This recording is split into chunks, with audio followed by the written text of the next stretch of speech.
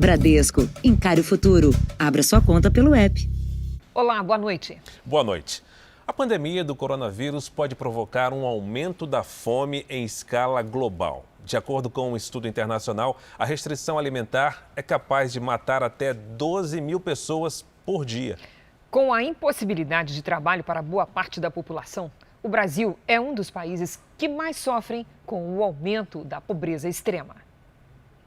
A Gislaine mostra toda a comida que ela tinha em casa. Até hoje cedo só tinha esse pouquinho de arroz aqui, ó, que tá na lata.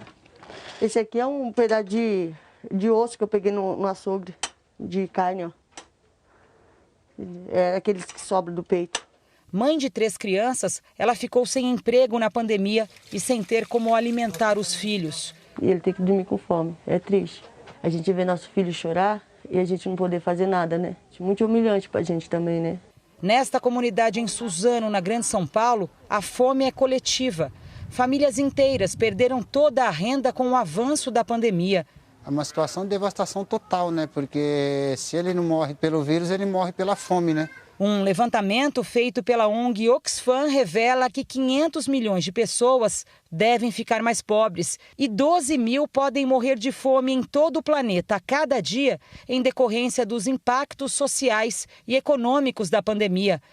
Ainda de acordo com o documento, o Brasil é um dos países onde a fome mais cresce. A gente tem aí uma grande preocupação do Brasil se tornar um novo epicentro da fome no mundo. Mais especificamente dos trabalhadores informais, por exemplo, que da noite para o dia perderam a possibilidade de trabalhar, de estar nas ruas, ganhando o seu sustento. Não é preciso procurar para encontrar uma casa em que a comida esteja sendo racionada nas comunidades. A Tamires fez a pior escolha que uma mãe é obrigada a fazer. Eu tenho 3, né? Então eu não posso dar leite para os 3. Ou eles almoçam ou eles não jantam. Hoje a gente almoçou quase agora para não sentir muita fome para mais tarde. E a nossa realidade é essa.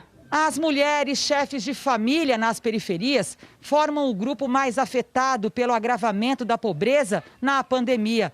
Em sua maioria, elas não tinham emprego fixo, trabalhavam na informalidade. Com o aumento do preço dos alimentos, ficou difícil de levar comida para dentro de casa. E o pior, pelas projeções, quem foi empurrado para a extrema pobreza pelo coronavírus pode demorar muito para voltar ao patamar de antes. Enquanto os mais ricos no mundo recuperaram tudo que perderam ao longo de 2020 em 9 meses, os mais pobres vão levar 10 anos. A Cláudia passa o dia fora de casa recolhendo latinhas para venda. Desde o início da pandemia, ela consegue apenas R$40 por mês. Eu sempre fui uma mulher guerreira de correr atrás dos meus objetivos, entendeu? Eu me sinto enfraquecida porque passar fome é a pior coisa que tem, moça. Não tem de onde tirar, moça. Não tem de onde tirar. Não tem. Veja agora outros destaques do dia. O Congresso começa a votar o orçamento de 2021. Em várias cidades, os efeitos do lockdown para a economia. Justiça derruba a lei que obriga empresas a doar vacinas ao SUS. Vídeo mostra a suposta vacinação de empresários em Minas Gerais. Na série especial, histórias de cavalos, bodes e até patos que sofriam maus tratos e foram salvos pela adoção.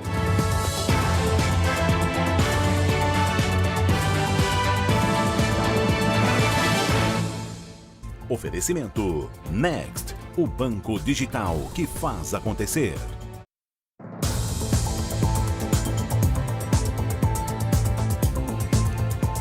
Em São Paulo, lojistas impedidos de trabalhar vivem uma situação dramática.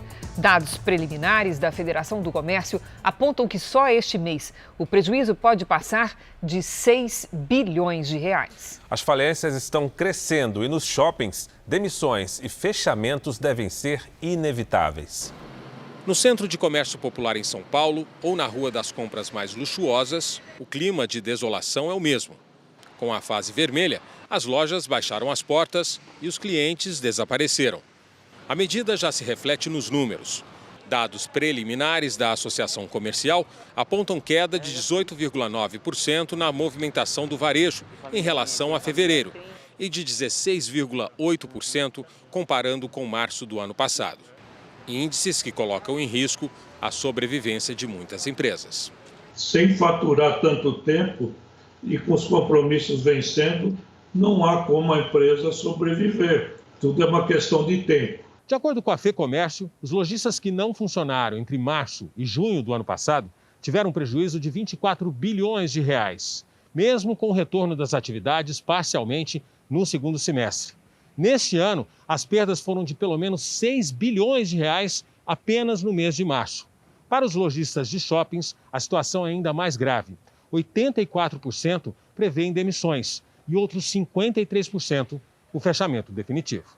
Outra pesquisa aponta que, em 2020, os pedidos de falência tiveram alta de 12,7% no país. As micro e pequenas empresas são maioria, com cerca de 85% do total. Diante de tantos problemas, os empreendedores querem medidas urgentes, como auxílio fiscal e linhas de crédito. Tem todo um arsenal que tem que ser adotado para poder dar sustentação. Mas isso vai depender diretamente do tempo em que essas medidas vigorarem. E também no Rio de Janeiro, lojas, bares e restaurantes deixarão de funcionar. O fechamento de atividades consideradas não essenciais começa amanhã e vai durar 10 dias. Desde o início da pandemia, bares e restaurantes aqui no Rio de Janeiro têm perdido o fôlego financeiro. Uma pesquisa feita pelo sindicato do setor revela um quadro sombrio. 8 em cada 10 estabelecimentos disseram não ter caixa suficiente para suportar tantos dias sem atender. Nesse cenário, fechar as portas ou demitir são as únicas opções. Esse restaurante tem só 3 meses de funcionamento e a lista de dispensa já está pronta. A gente acredita que seja em torno de 40%. Realidade muito diferente do dia da inauguração, quando o dono postou numa rede social a alegria de contratar 70 pessoas. O empresário é dono de 3 restaurantes e um bar e está há 20 dias proibido de atender clientes depois das 9 da noite por causa de um decreto municipal. Mas a partir dessa sexta-feira, passam a valer regras mais rígidas para conter o avanço da Covid-19 no estado. Serão 10 dias de fechamento total. Na capital, a prefeitura proibiu o funcionamento de bares, restaurantes e shoppings para evitar aglomeração. A Confederação Nacional do Comércio prevê um apagão financeiro para o setor, que encolheu quase 10% no ano passado. Devem perder aproximadamente 10 bilhões de reais por conta do fechamento desses estabelecimentos comerciais. No Rio de Janeiro, esse prejuízo deve passar de 1 bilhão de reais. Mas os efeitos das restrições, por enquanto, não foram vistos por quem trabalha em serviços considerados essenciais. Ir e vir só assim. Cheio, entendeu? O vírus também circula ali dentro. Todo mundo junto, agarrado. O governador anunciou o calendário estadual de vacinação e a abertura de novos leitos para reduzir a fila de espera. Nós estamos estadualizando 560 leitos federais até o máximo no final da semana que vem. Com um futuro incerto, o empresário lamenta a falta de um plano que preserve empregos. A prefeitura, com uma atitude desesperada, ela tenta empurrar por um setor sério, fiscalizado e que gera emprego. A culpa da transmissão da pandemia e fecha os olhos para cuidar realmente do que ela deveria estar cuidando, que era do transporte público. O governo da Bahia prorrogou o toque de recolher em todo o estado até o dia 5 de abril. A restrição à circulação de pessoas levanta discussão sobre o direito de ir e vir. A Bahia decretou o toque de recolher há 35 dias. A medida, que terminaria no dia 29 deste mês, vai se estender até 5 de abril. Das 6 da tarde às 5 da manhã, fica proibida a circulação de pessoas em vias públicas nos 417 municípios do estado. O toque de recolher tem como objetivo evitar as aglomerações e a disseminação do vírus no momento em que a taxa de ocupação dos leitos de UTI está acima de 80% no estado. Mas a restrição atinge diretamente um dos setores que mais empregam por aqui, o de bares e restaurantes. Na primeira quinzena de março, 20% desses estabelecimentos fecharam e outros 50% estão se preparando para encerrar as atividades na Bahia. 7 em cada 10 bares e restaurantes similares no estado da Bahia estarão fechados ao término desse processo. Outro setor bastante afetado é o de transporte de passageiros. O pessoal fica em casa preso e aí não tem cliente na rua, a gente também a situação fica mais difícil. Sem poder trabalhar há meses, esse músico diz que tem dificuldade até para alimentar a família. É duro você chegar em casa, um filho dizer: meu pai, me dá um pão ou me dá um almoço. O cidadão ele tem esse direito de ir e vir, mas hoje a mão pesada do Estado, ela simplesmente retira esse direito. Hoje a Prefeitura de Salvador anunciou medidas ainda mais restritivas. Entre os dias 29 de março e 5 de abril, apenas supermercados, padarias, farmácias, clínicas veterinárias e o sistema de saúde vão poder funcionar. O Estado do Espírito Santo anunciou hoje novas restrições às atividades econômicas. Os congeladores estão praticamente vazios nesta fornecedora de espetinhos. Bruno conta que vendeu 200 desde segunda-feira. Antes da pandemia, eram 3.000 por dia. Os clientes deles são vendedores ambulantes, trabalhadores que foram afetados pela suspensão de atividades consideradas não essenciais no estado. A cada dia que passa, aumenta o desespero. Tem boletos, tem duplicata aí que estão vencidos, entendeu? Não tem de onde tirar o dinheiro, que minha profissão é essa. 7 dias, e parece que é 1 ano já. A medida foi adotada pelo governo do estado para frear a disseminação do novo coronavírus e reduzir a pressão sobre o sistema de saúde, à beira do colapso. Após 7 dias de suspensão, trabalhadores que tiveram que fechar as portas se sentem da mesma forma. Luana é dona desta loja de roupas femininas. Nos últimos dias, intensificou a divulgação nas redes sociais, mas diz que não teve o retorno esperado e as contas não param de chegar. Assim como ela, muitos comerciantes da região não se recuperaram da primeira suspensão no começo da pandemia e se endividaram na tentativa de manter os negócios. Infelizmente as contas vão esperar, os boletos, os cartões, porque o comerciante, a única renda que ele tem na maioria das vezes, sai daqui. E a gente mata um leão todo dia. Se eu não tenho como trabalhar, eu não tenho como honrar meus compromissos. Em Sorocaba, as barreiras sanitárias começaram a funcionar hoje nas entradas da cidade. Guarda Civil, Polícia Militar, agentes de trânsito e de saúde estão em 5 pontos fixos para evitar a entrada de moradores de outros municípios. Essa medida foi tomada para frear a disseminação do coronavírus com a chegada de visitantes no período de feriadão na capital. O esquema de barreiras vai funcionar das 7 da manhã às 10 da noite até o dia 4 de abril.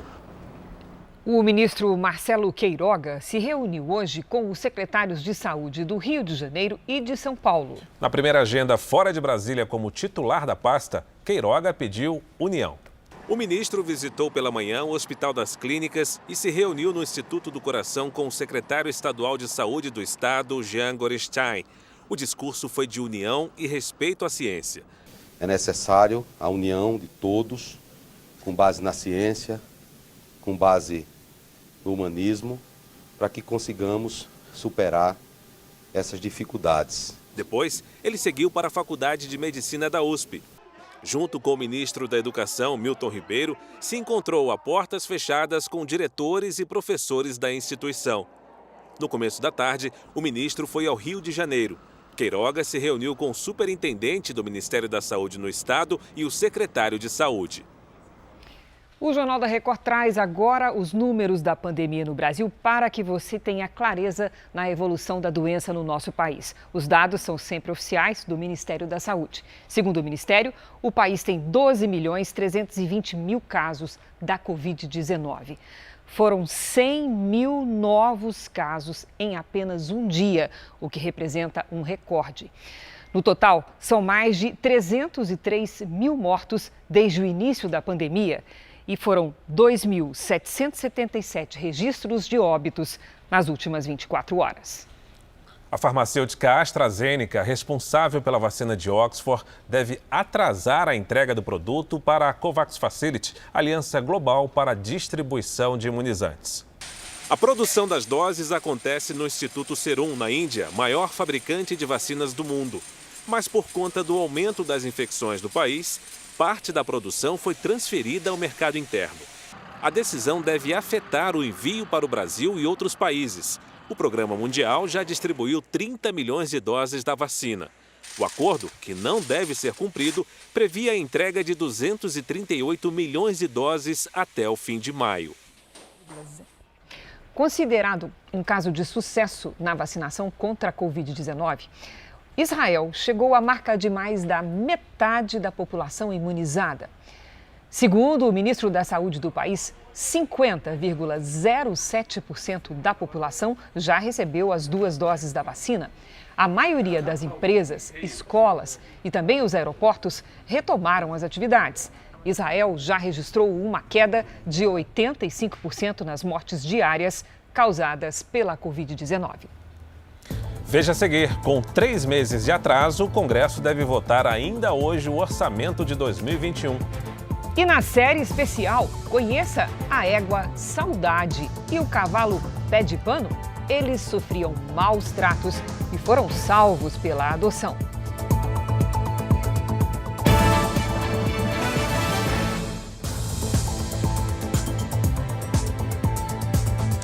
O presidente Jair Bolsonaro e o presidente da Câmara dos Deputados se reuniram hoje, fora da agenda. Ontem, Arthur Lira disse que o Congresso pode tomar medidas caso o governo não faça uma política correta no enfrentamento à pandemia. O recado repercutiu no Palácio do Planalto e hoje pela manhã o presidente Jair Bolsonaro convidou Lira para um café que não estava na agenda oficial. Bolsonaro fez questão de mostrar que a relação entre os dois é harmônica. Conversei com o Lira, não tem problema nenhum entre nós, zero problema. Ele falou alguma coisa em relação zero. ao Conversamos sobre muitas coisas. Tá? E o que nós queremos, né, juntos, é buscar maneira de contratarmos mais vacinas. Já o presidente do Senado comentou as declarações de Arthur Lira. Rodrigo Pacheco quer mudanças na política externa e disse que as cobranças do presidente da Câmara são reflexo da insatisfação de todo o Congresso. É uma demonstração de insatisfação, porque de nossa parte, no Congresso Nacional, tanto Câmara quanto Senado, nós estamos buscando de todas as formas ter um ambiente de consenso, de pacificação, de busca de soluções. E isso precisa também, do outro lado, por parte do governo federal, ter essa mesma postura e essa mesma vontade. As cobranças dos presidentes da Câmara e do Senado também recaem no ministro de Relações Exteriores. Ernesto Araújo, hoje bem cedo, esteve na residência oficial da Câmara para conversar com Arthur Lira. Depois, veio ao Palácio do Planalto para falar com Bolsonaro. Fontes aqui do Planalto dizem que a pressão está cada vez maior para que o presidente troque o chanceler. E o Jornal da Record continua em Brasília, porque os deputados analisam nesse momento o orçamento público de 2021. Vamos à capital com o Matheus Scavazini, que acompanha a sessão. Matheus, boa noite para você. Boa noite, Cris. Fara, o texto apresentado pelo relator, senador Márcio Bittar, foi aprovado hoje à tarde na Comissão Mista de Orçamento, mas ainda precisa ser aprovado nos plenários da Câmara e do Senado. Estão previstas em 4 trilhões e 300 bilhões de reais e o déficit primário, resultado negativo nas contas do governo, em 247 bilhões de reais. Para a saúde foram destinados 125 bilhões de reais e para a educação 100 bilhões, sendo quase 20 bilhões para o Fundeb. Normalmente o orçamento é aprovado no fim do ano, mas dessa vez acabou atrasando por causa de disputas políticas. Depois que os deputados terminarem de aprovar o orçamento, o Senado deve analisar o tema ainda hoje. Mais cedo, durante a audiência na comissão temporária que trata da pandemia, o ministro da Economia, Paulo Guedes, falou em antecipar benefícios logo após a aprovação. Podemos disparar imediatamente a antecipação dos benefícios de pensionistas, aposentados e pensionistas. Ou seja, mais 50 bilhões vêm de dezembro para agora. Então, nós vamos proteger os mais vulneráveis, os idosos, nessa segunda grande guerra contra o coronavírus. Milhares de fiéis da Igreja Universal em Angola voltaram às ruas em novas manifestações pacíficas contra a perseguição religiosa. Eles pedem o fim da violência, o direito constitucional de praticar a fé e a recuperação dos templos que foram invadidos e saqueados por um grupo de dissidentes. Caminhadas organizadas e pedidos por justiça. As marchas pacíficas contrastam com a truculência. Olha só o agente da polícia o que está fazendo. Olha o agente da polícia o que está fazendo. São cenas que envolvem a polícia e se repetem nas ruas. A tensão na capital Luanda e em outras cidades do país é reflexo da crise que dura mais de um ano.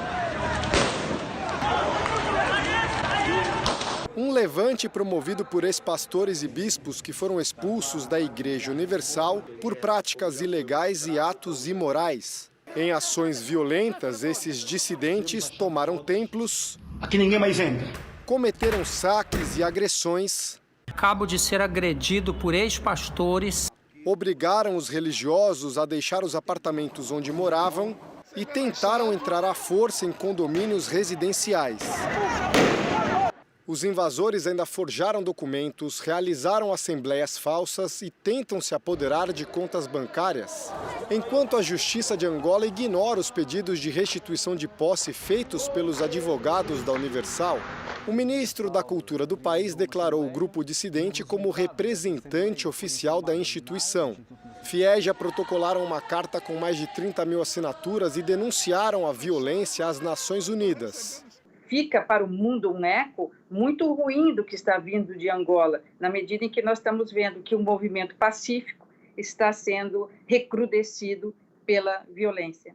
Especialistas em direito internacional consideram que o posicionamento do governo de Angola e principalmente as ações policiais contra manifestações pacíficas de fiéis caracterizam um ato de perseguição religiosa e ferem a Declaração Universal dos Direitos Humanos. Não é possível, já no século XXI, depois de mais de um século de reconhecimento do direito de manifestação e de cultivo do seu credo religioso, qualquer ferimento a esse direito, ou qualquer ameaça, ou qualquer interpretação restritiva que as pessoas têm ao seu direito de manifestação religiosa. Os fiéis da Universal pedem justiça, paz e segurança, para inclusive retomarem o quanto antes o serviço social que há 30 anos praticam em Angola.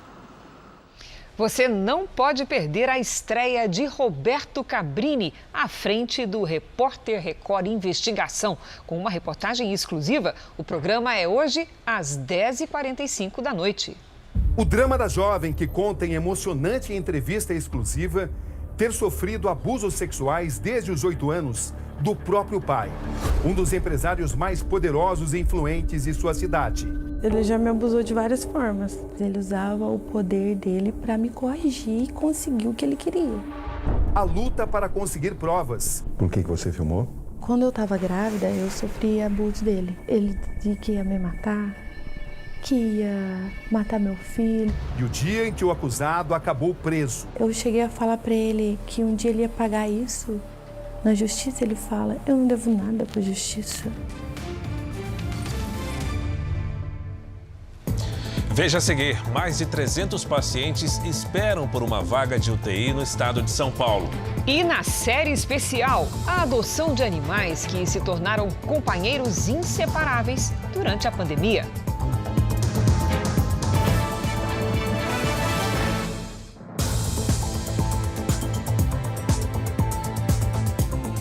A falta de vagas nas UTIs é, nesse momento, um problema grave em São Paulo. 303 pacientes aguardam uma transferência. Na região metropolitana da capital paulista, 130 pessoas já morreram esperando por um leito. A gente está num desespero muito grande, a gente já não sabe mais o que fazer. Esse é o desabafo de uma mulher que está com a mãe na fila por um leito de UTI em Guararema, na região metropolitana de São Paulo. A dona Alzira, uma diarista de 56 anos, está há 4 dias internada e precisa ser transferida com urgência.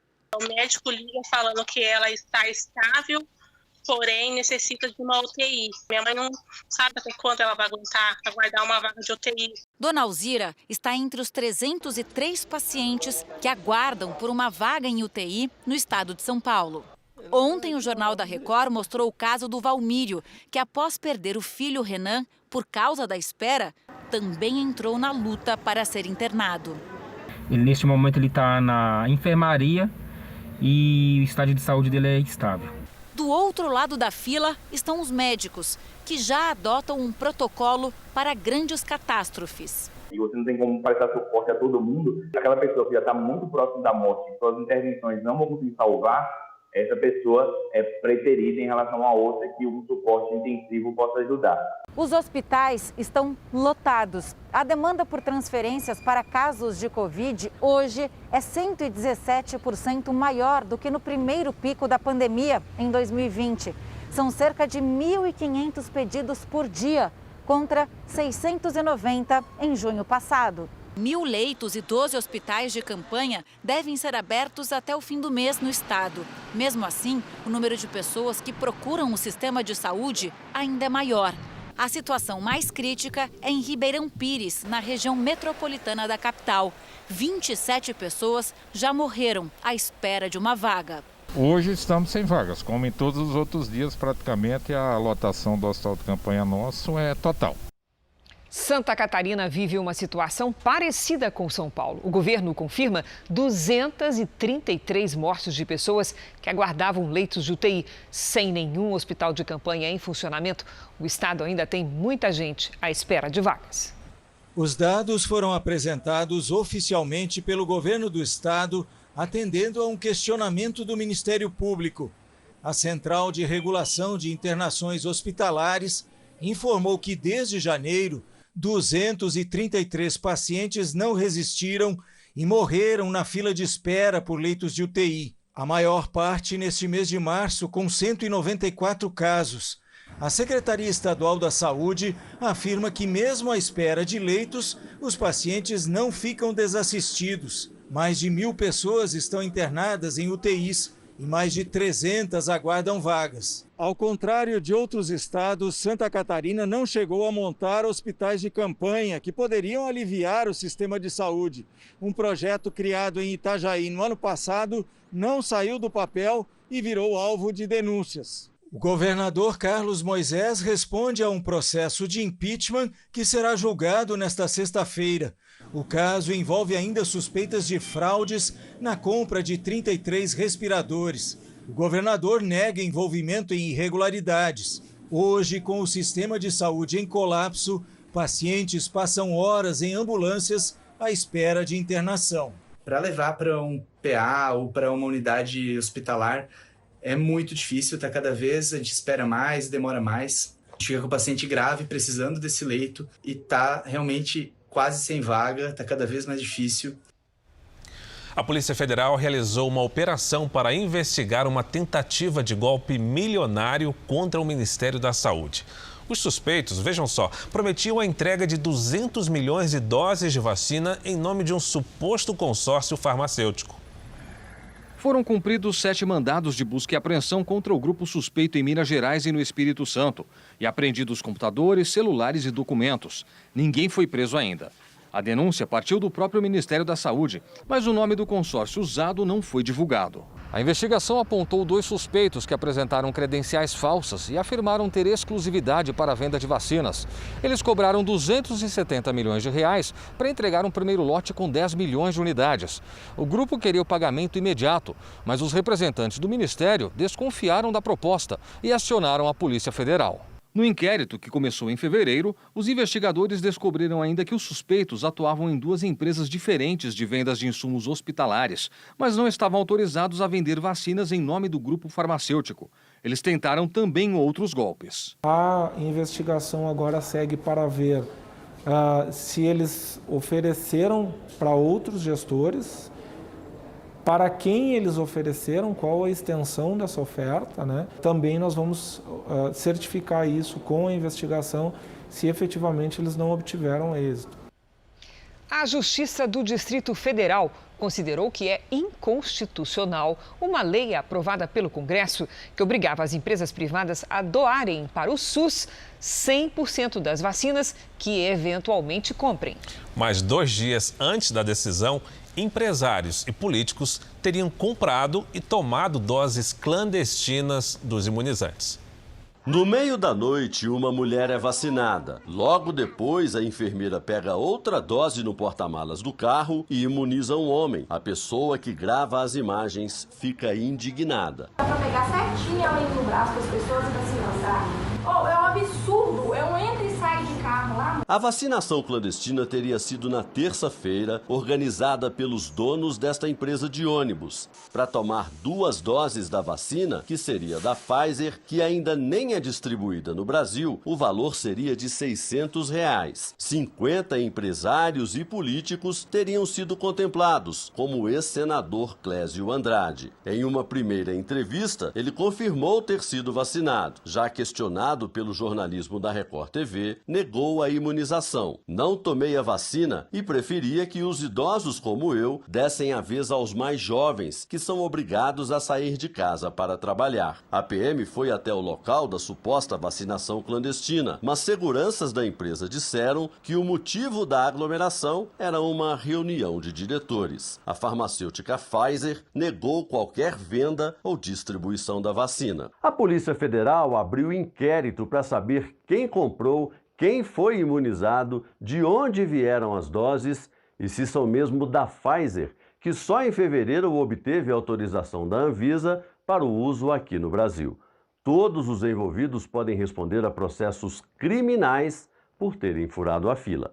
A empresa de ônibus diz que desconhece o assunto. Nesta quinta-feira, 2 dias depois da suposta vacinação clandestina, a Justiça do Distrito Federal mudou o entendimento para a compra de vacinas pela iniciativa privada. Pela lei aprovada pelo Congresso, as empresas deveriam doar 100% das doses compradas ao SUS. Agora, essa doação deixa de ser obrigatória.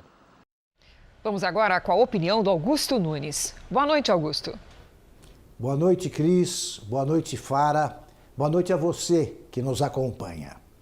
Primeiro foi o desvio de verbas recebidas do governo federal por governadores e prefeitos incumbidos de combater a pandemia de coronavírus. As investigações sobre o Covidão ainda estão longe de descobrir onde foi parar o produto do roubo, facilitado por compras sem licitação. Animados com a sensação de impunidade, prefeitos, seus familiares e assessores de estimação furaram a fila da vacinação em várias cidades. A execração pública parece ter contido a desenvoltura dos cafajestes, mas cérebros delinquentes são muito criativos. Nesta quarta-feira, empresários e políticos mineiros inauguraram o contrabando de imunizantes. Os integrantes do grupo e parentes próximos pagaram R$ 600 por cabeça para proteger-se da Covid-19 com a primeira dose da Pfizer. A importação de vacinas por empresas não foi ainda legalizada. Se isso acontecer, metade de cada lote terá de ser doada ao SUS. Os velhacos apressados, portanto, cometeram um crime. Em companhia dos larápios do Covidão e dos fura-fila, merecem um lockdown na cadeia. Nós vamos voltar a Brasília, porque o repórter Yuri Ascar tem outras informações sobre a possibilidade de compra de vacinas pelo setor privado, sem obrigação de doar os imunizantes ao Sistema Único de Saúde. Yuri Ascar, boa noite. Boa noite, Fara. Boa noite a todos. A decisão foi do juiz Rolando Valcir Spanholo, da Justiça Federal aqui de Brasília. Até agora estão autorizados a importar vacinas os sindicatos dos servidores da Assembleia Legislativa de Minas Gerais e dos delegados de polícia do estado de São Paulo, além da Associação Brasiliense das Agências de Turismo Receptivo. O magistrado entendeu que é inconstitucional a exigência de doação das vacinas ao SUS, como previsto na lei de autoria do presidente do Senado, Rodrigo Pacheco, porque na prática impede a participação do setor privado na compra das doses. A Advocacia Geral da União vai recorrer. Cris, Fara. Obrigado pelas informações, Yuri. Vamos ver como é que está o andamento da vacinação. Mais de 811 mil pessoas receberam a vacina contra o coronavírus no país. Hoje, o Brasil passou de 13 milhões e 900 mil vacinados com a primeira dose. Outros 4 milhões e 500 mil brasileiros foram imunizados com a segunda dose. Vários estados estão perto de imunizar 10% da população. No Amazonas, esse índice está em 9,64% dos moradores, com 405 mil vacinas aplicadas. Na região centro-oeste, o Mato Grosso do Sul aplicou a primeira dose em 8,71% dos moradores. Foram vacinadas mais de 244 mil pessoas. No Nordeste, a Bahia superou a marca de 1.200.000 imunizados, o que representa 8% da população. No Sudeste, São Paulo vacinou mais de 3.880.000 pessoas, ou seja, 8,40% da população imunizada com a primeira dose. No portal r7.com você pode acompanhar a situação de todos os estados no mapa interativo. Na corrida pela imunização mais rápida, pontos de vacinação foram montados em templos da Igreja Universal. São mais de 400 pessoas participando da ação. Aos 87 anos, Dona Maria hoje teve um dia 2 vezes especial. É meu aniversário hoje. Ganhei de presente a vacina. Não tinha presente melhor, né? Não tinha. Dona Margarida chegou cedo com a neta na Catedral da Igreja Universal do Reino de Deus em Belém. E olha que coisa, a aposentada de 92 anos foi vacinada pela própria filha. Eu estou muito feliz e emocionada, porque quando a gente se forma, a gente nunca espera um momento desse, entendeu? A gente vê ela sendo protegida, é uma felicidade em tanto pra gente. Segundo a Secretaria de Saúde do Estado, desde o início da vacinação, a procura por leitos de UTI para idosos com mais de 70 anos caiu cerca de 60%. Percebe-se já uma estabilização, um platô no número de pessoas infectadas. Este é o ponto crucial, é fazer com que haja uma estabilização no número de contágio e, consequentemente, uma estabilização na pressão sobre os leitos hospitalares. A vacinação em templos da Igreja Universal acontece ao mesmo tempo em 3 estados do Brasil. Enfermeiros voluntários da igreja participam do trabalho. São mais de 400 pessoas trabalhando em cada ponto. A campanha deve durar 5 dias. Nesse período, mais de 20 mil pessoas devem ser imunizadas. Em todo o país, 8 templos de 7 cidades foram destinados para atender aos fiéis. Nós estamos olhando agora para cada uma das pessoas que estão padecendo nesse momento, não só aqui no Pará, no Brasil e no mundo. Hoje mesmo foi realizado em outros lugares para que a gente pudesse realmente atender a população. Então, imediatamente a gente abriu as portas, convocou os voluntários para realmente pudesse realizar essa vacinação. Até agora, mais de 160 mil pessoas foram vacinadas em Belém. O número corresponde a quase 40% do total de vacinados em todo o estado do Pará. Ainda há muitos desafios. No entanto, este sentimento de solidariedade é positivo porque ele é a favor de toda a sociedade e não é contra A, B ou C. Eu estou protegida por Deus e pela vacina. A Polícia Federal realizou mais uma etapa do inquérito que apura o uso de aviões da Força Aérea Brasileira no tráfico internacional de drogas. Os policiais federais cumpriram 3 mandados de busca e apreensão.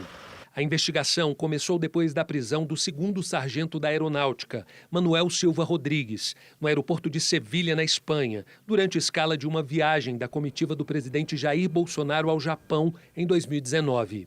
O militar foi flagrado com 39 quilos de cocaína na bagagem. Com a operação de hoje, a PF espera conseguir mais provas contra o sargento Jorge Luiz da Cruz, considerado o responsável pelo recrutamento de colegas para o tráfico internacional de drogas. Segundo depoimentos, esse esquema já funcionava desde 2011 e consistia em mandar entorpecentes à Europa pelos aviões da FAB.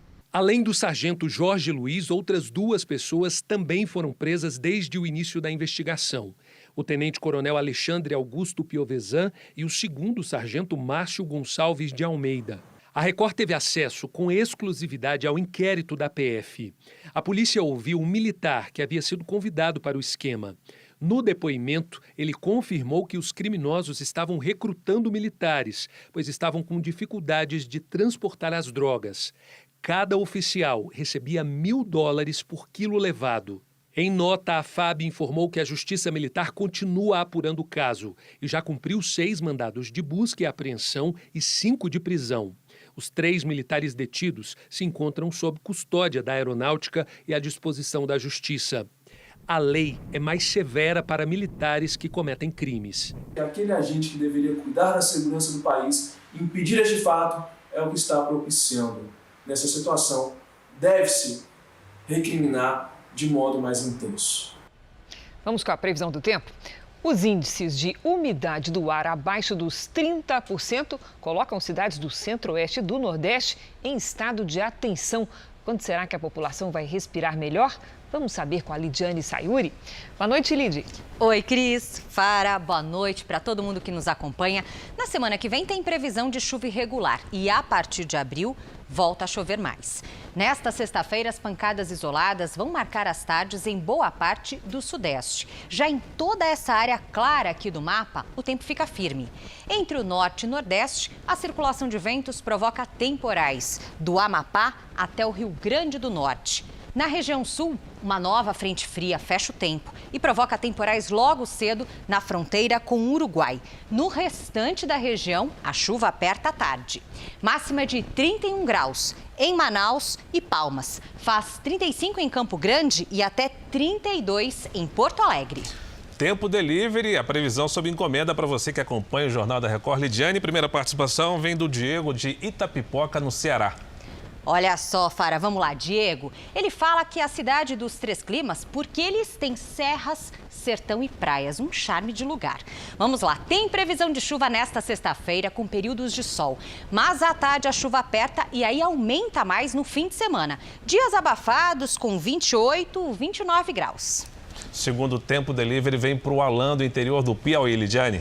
Vamos lá. Alan, a situação é parecida para você, viu? Chove bastante nos próximos dias e faz até 30 graus nesta sexta. Aliás, um abraço para todos os beneditinenses.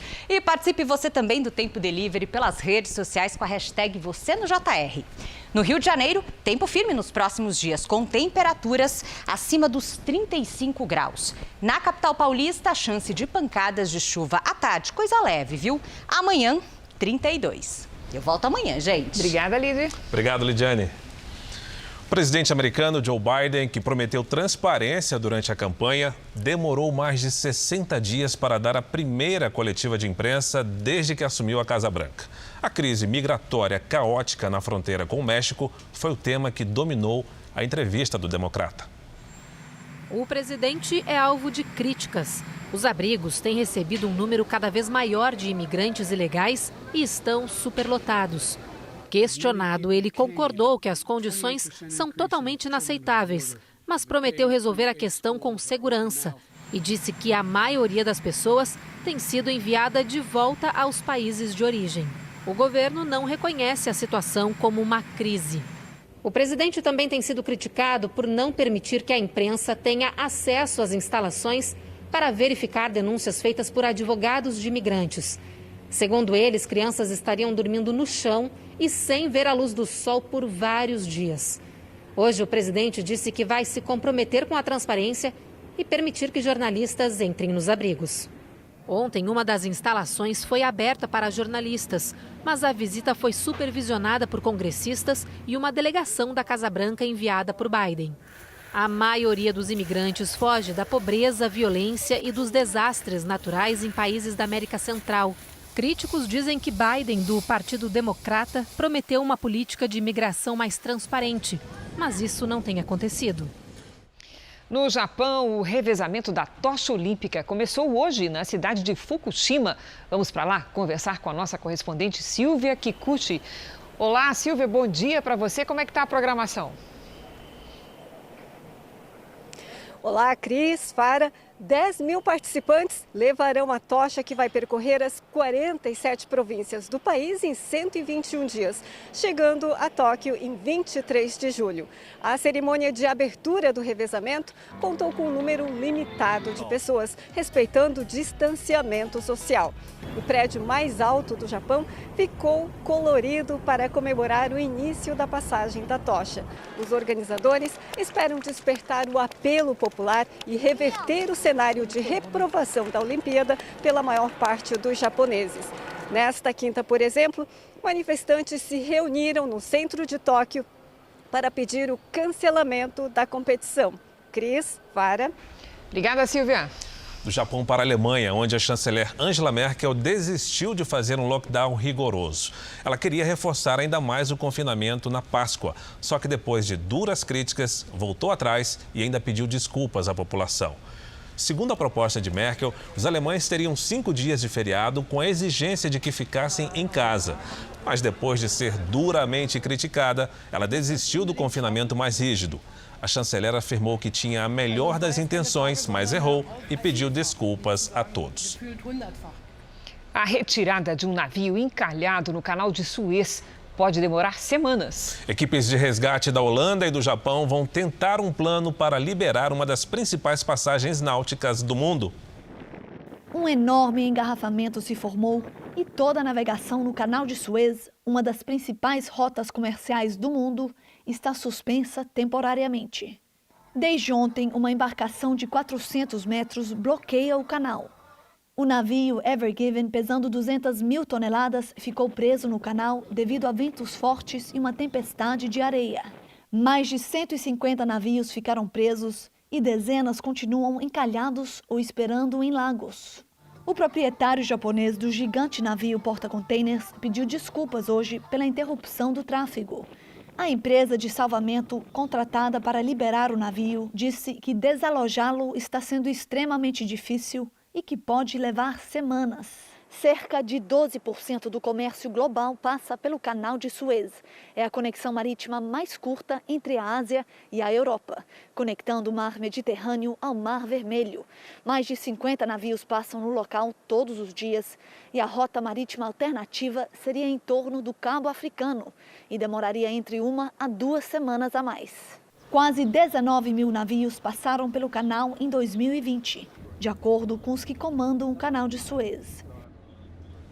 A pandemia deixou muita gente mais sensível. E com isso, muitos bichos tiveram uma nova chance, independente do tamanho.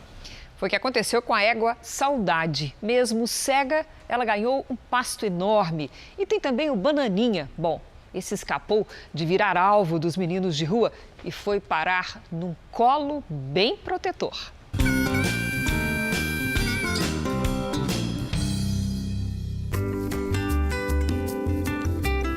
Se a Saudade pudesse falar, com certeza diria que o passado não merece ser lembrado. Saudade é o nome dessa éguinha que vivia na rua abandonada antes de vir morar aqui nessa chácara em Santa Isabel, no interior de São Paulo. Mas para ser fiel a essa história, é preciso recordar. Até pouco tempo, Saudade era maltratada, não tinha o que comer e nem aonde dormir. A nova chance surgiu depois de ser resgatada e adotada por Vânia. Eu acho que é muito gratificante porque você dá uma chance deles viverem, né, assim, soltos, livres. No meu caso, eles vivem livres, né?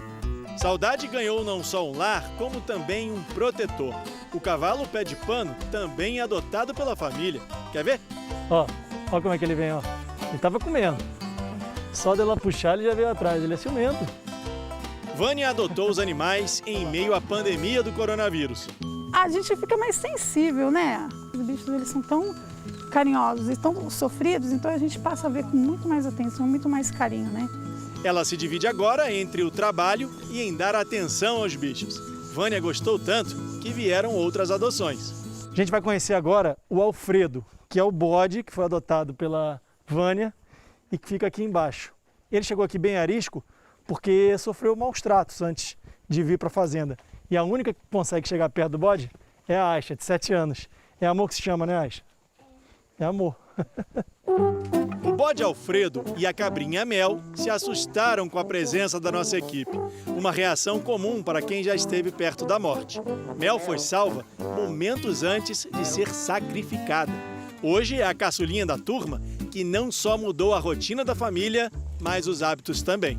Aqui a gente não come, assim, por exemplo, as galinhas a gente não come, né? Para dar comida, só mesmo a Aixa. E nessa hora, acaba o companheirismo. Vence o mais forte, né, Alfredo?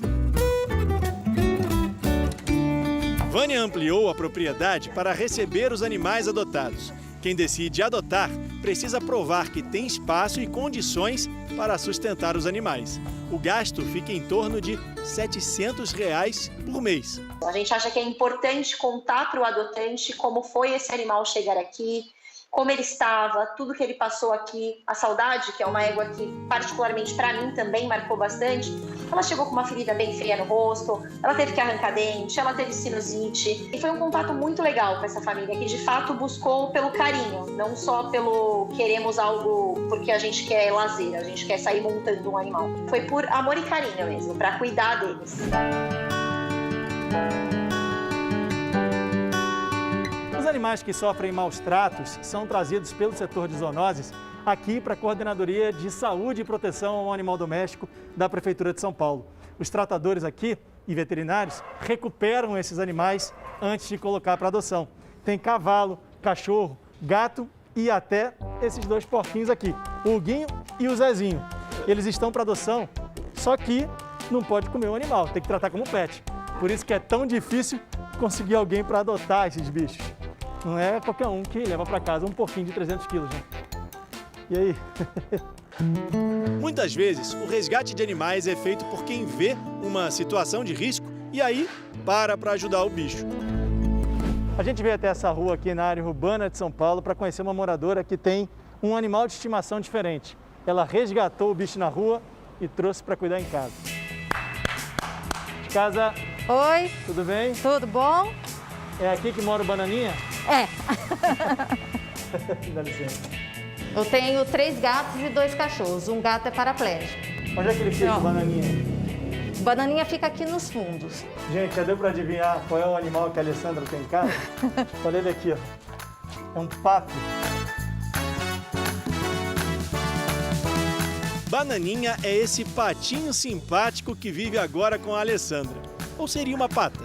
Você já descobriu se é macho ou fêmea? Ainda não. Não faz diferença, não faz. É, tá bom, né? Tô querendo até arrumar mais um. Ela encontrou o bichinho perto da praia de São Sebastião, no litoral norte de São Paulo, e decidiu trazer para casa. E eu vi uma movimentação de umas crianças assim, jogando pedrinha e tal. Falei, não. Peguei o pato. Meu pai, quando viu... Onde você vai pôr esse bicho? Eu falei, pai, onde eu vou pôr? Não sei, mas eu vou levar.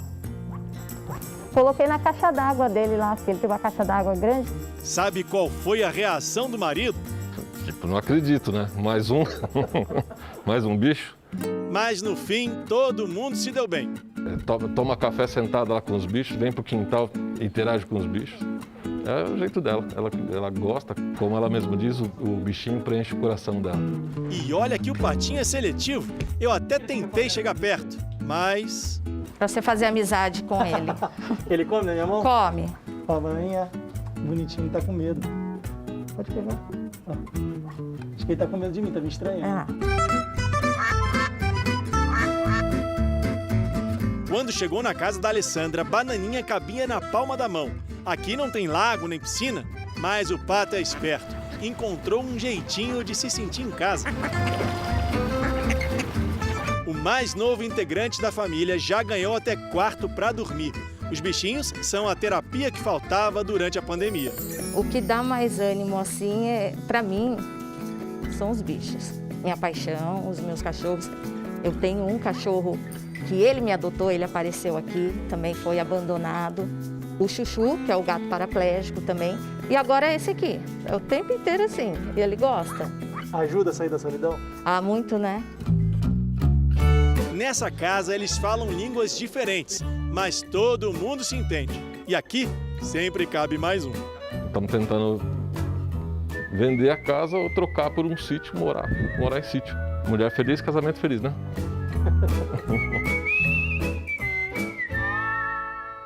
Sabedoria, né? Gostei do bananinha. Jornal da Record termina aqui e à 00:30 tem mais Jornal da Record. Você fica agora com a novela Gênesis e você não pode perder a estreia do Roberto Cabrini à frente do Repórter Record Investigação, com uma reportagem exclusiva. É hoje às 10h45 da noite. A gente se vê amanhã. Até lá. Ótima noite para você e até amanhã.